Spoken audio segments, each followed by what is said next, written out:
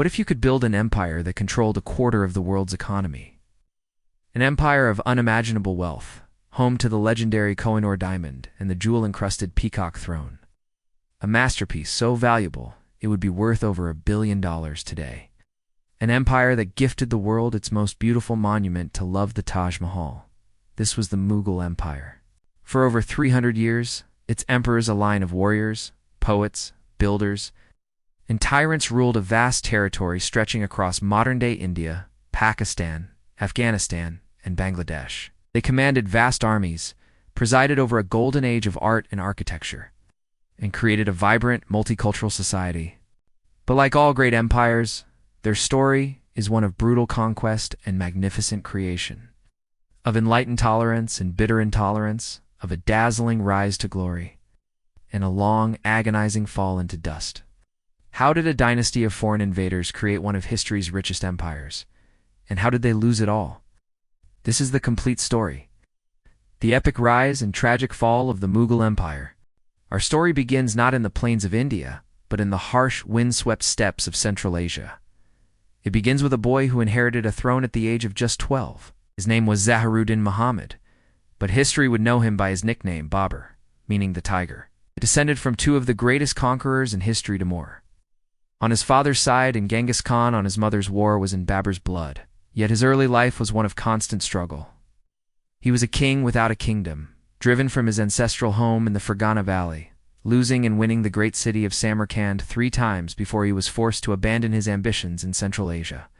A refugee king, Babur turned his gaze south, towards the fabled wealth of Hindustan. At the time, northern India was ruled by the Sultan of Delhi, Ibrahim Lodi, a leader who was deeply unpopular with his own nobles. Seeing an opportunity, Babur, with a small but battle-hardened army, marched into India. The two forces met on a dusty plain in 1526, in a battle that would change the course of history, the First Battle of Panipat. Ibrahim Lodi's army was immense, with perhaps 100,000 men and 1,000 war elephants. Babur commanded no more than 15,000. On paper, it was suicide. But Babur possessed a weapon the Sultan had never faced before: gunpowder. He arranged his cannons and matchlock riflemen behind a line of carts tied together, creating a formidable defensive barrier. As Lodi's army charged, they were met with the thunder of cannon fire. The noise and smoke terrified the war elephants, which panicked and trampled Lodi's own men.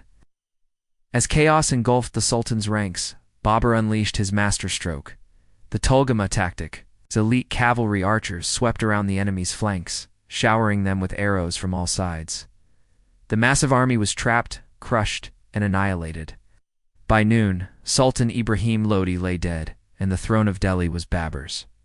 The tiger had found a new home. He had laid the foundation of the Mughal Empire.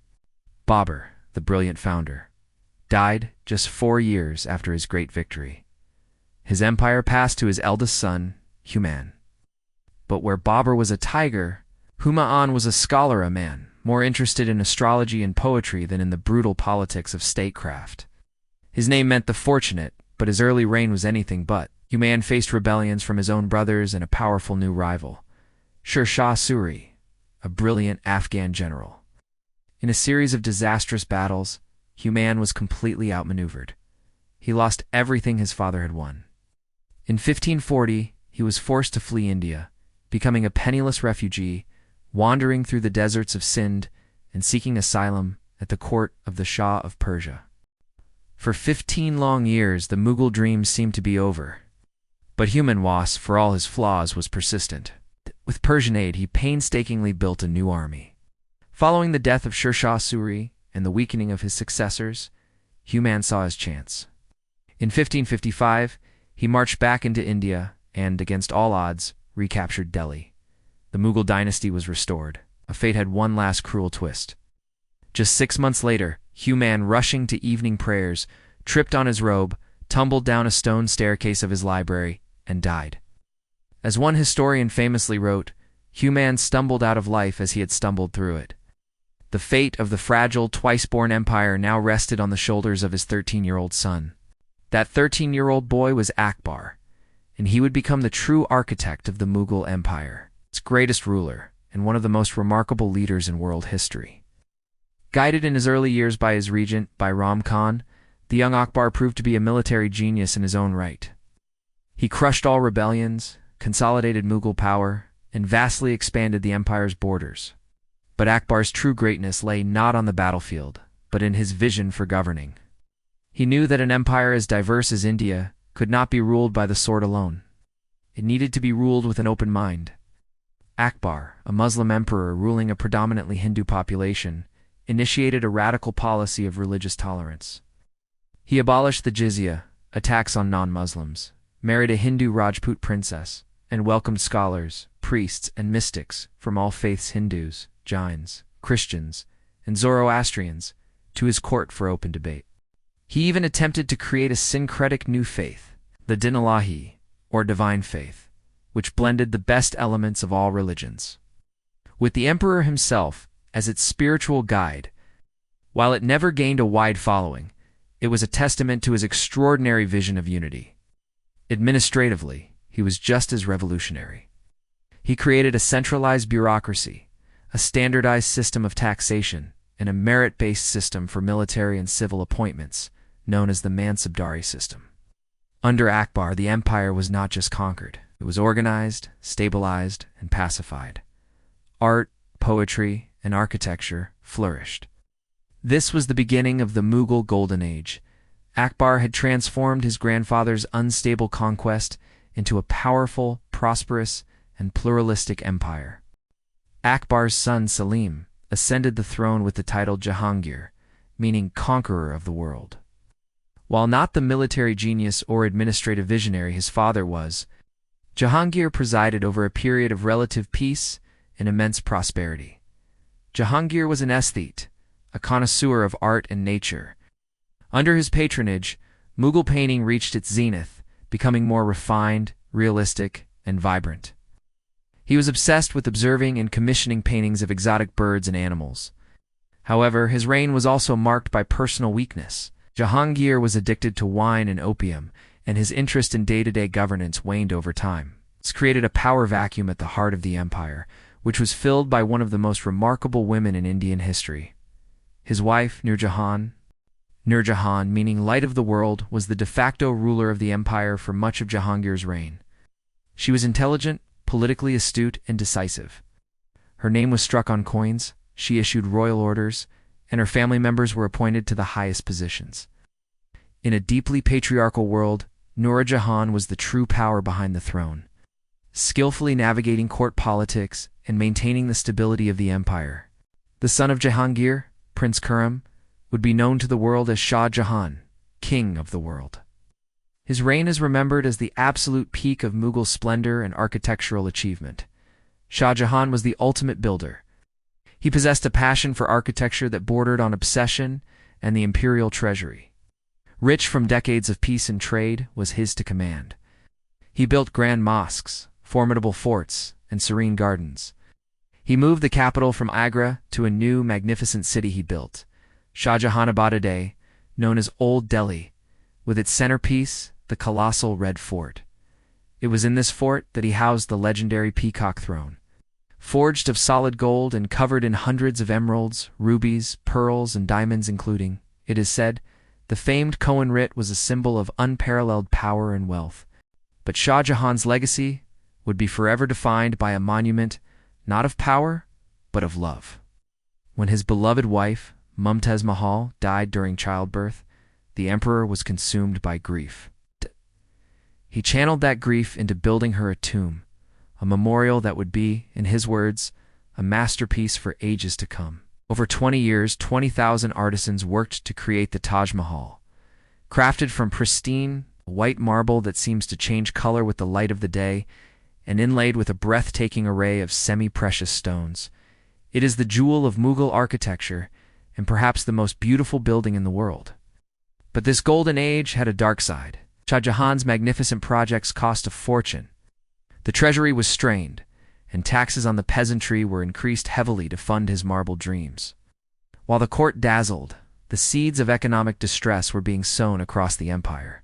The splendor of Shah Jahan's reign came to a bitter end. In 1657, when he fell ill, his 4 sons plunged the empire into a brutal war of succession. The victor was his 3rd son, a ruthless and brilliant military commander named Aurangzeb. He had his brothers executed and imprisoned his own father, Shah Jahan, in the Agra fort, where the old emperor would spend his last years gazing across the river at the Taj Mahal, the tomb of his beloved wife. Aurangzeb, who took the title Alamgir, was a man of stark contrasts. He was a devout and pious Muslim who lived a simple, austere life, sewing prayer caps and copying the Quran by hand. He was also a brilliant and tireless military leader who expanded the Mughal Empire to its greatest ever extent, conquering vast new territories in the south. But his greatest strengths were also his greatest weaknesses. Unlike Akbar, who had built the empire on a foundation of tolerance, Aurangzeb was a religious Puritan. He reimposed the hated jizya tax on non-Muslims, destroyed many prominent Hindu temples, and ended the patronage of art and music that had defined his predecessors. His rigid orthodoxy and expansionist policies alienated vast segments of the population.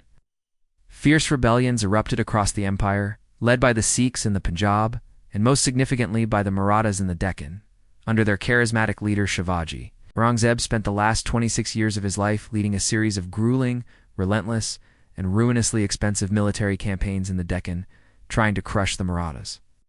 He drained the imperial treasury, and his long absence from the capital weakened his control over the north. The empire was larger than ever, but it was also more fragile than ever. When Aurangzeb died in 1707 at the age of 88, he left behind a vast but dangerously overstretched and deeply fractured empire. The long sunset had begun.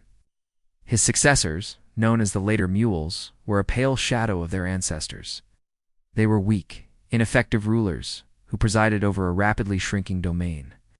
Provincial governors became independent kings in their own right. The Marathas established their own confederacy, controlling huge swaths of central India. The final devastating blow to Mughal prestige came in 1739.